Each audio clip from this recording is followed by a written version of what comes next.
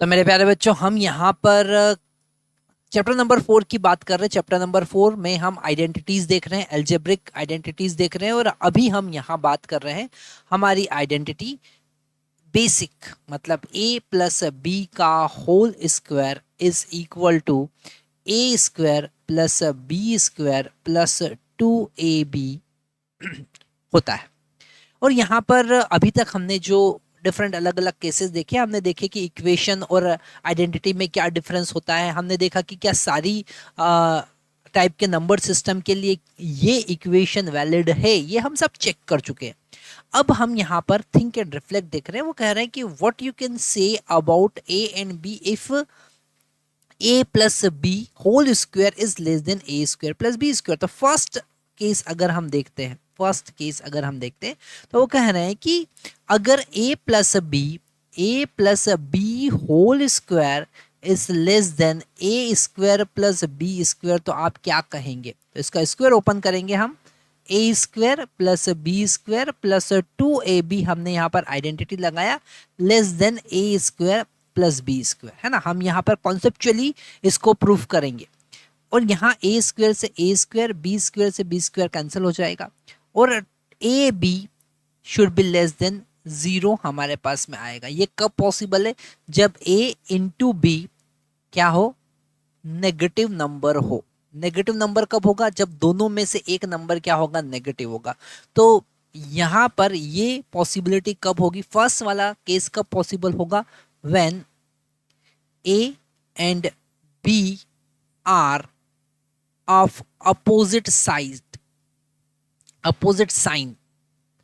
Okay, opposite sign, अगर वो opposite sign के होंगे तो ये कंडीशन पॉसिबल है। ठीक है, तो यहाँ पे फर्स्ट वन हमने प्रूव किया। अब सेकंड वाले की तरफ हम जाते हैं, और सेकंड वाला कह रहा है कि a plus B whole square is greater than A square plus B square. तो सेकंड वाले में आप क्या लिखेंगे? फिर से हम वही चीज लिखते हैं, a plus B whole square is greater than A square plus B square. कब होगा ये पॉसिबल? फिर स्क्वायर ओपन करेंगे, a square B square plus 2ab greater than A square plus B square. अब ये दोनों तो कैंसिल होंगे, और यहां से हमको मिलेगा a into be greater than 0। कब? जब दोनों सेम साइन के होंगे, या तो दोनों पॉजिटिव होंगे या दोनों नेगेटिव होंगे।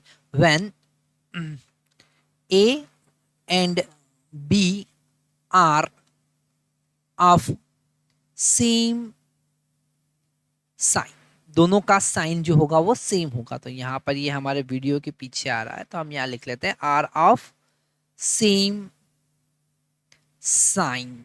दोनों का साइन क्या होना चाहिए? सेम होना चाहिए। दोनों पॉजिटिव होना चाहिए, दोनों नेगेटिव होना चाहिए, तब ये कंडीशन फुलफिल होगी। और यहाँ पर थर्ड वाला कंडीशन वो कह रहा है कि अगर a plus B whole square A square plus B square के बराबर है, तब क्या होगा, है ना। तो वहां पर क्या होगा हम देखते हैं। हम यहाँ ऊपर इसे सॉल्व कर लेते हैं। थर्ड वाला केस हम यहाँ पर सबसे ऊपर सॉल्व कर रहे हैं, ये थर्ड वाला केस। ठीक है, यहाँ पर हम देख रहे हैं कि अगर a plus B whole square बराबर है a square plus B square के, है ना।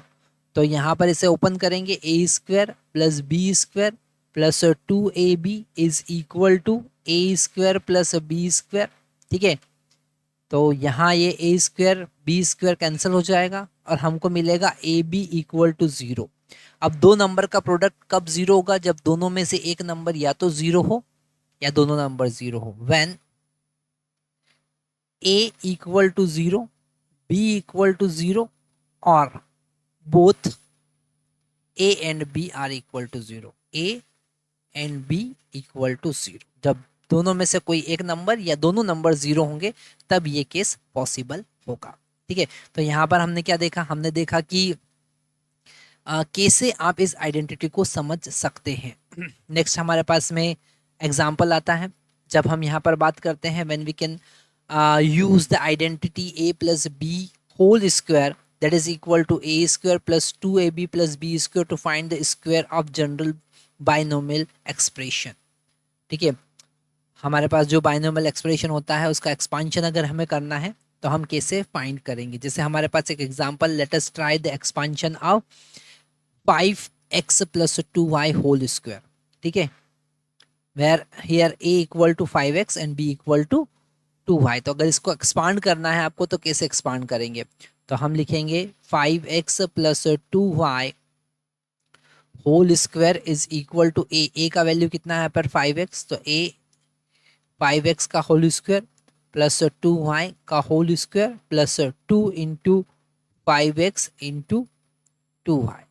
ठीक है, तो यहाँ पर हमको मिलेगा 25x स्क्वायर, ये हो जाएगा 4y स्क्वायर, और ये कितना हो जाएगा, है ना, यहाँ पर सबका प्रोडक्ट हो जाएगा, तो 2 इंटू 5 इंटू 2 मतलब 10 into 2 that is 20x into y।